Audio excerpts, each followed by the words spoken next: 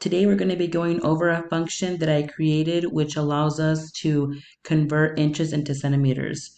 We have named it convert inches to centimeters, which allows us to understand what this function will do. Here we have set inches to be as a float because it's a decimal. And here we have centimeters for the equation that is inches times 2.54, meaning to be that for every inch you will get 2.54 centimeters. Here is where we're going to call the equation, the function for it to be executed. So we have to import the file and we have the information here. It is the fifth option. So we have named an output as centimeters, and in order for it to be executed, we have to indicate where this function is coming from. So we put assignment 2F, which is the title.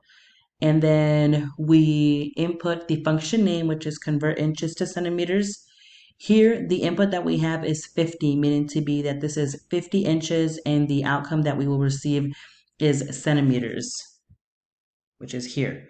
I have ran this already, but I will redo it just for the purpose of you to see how it will be executed. So this is the 1, 2, 3, 4, the fifth option. So I have the information here. We hit enter, and it gives us the fifth option for 127 centimeters is equivalent to 50 inches.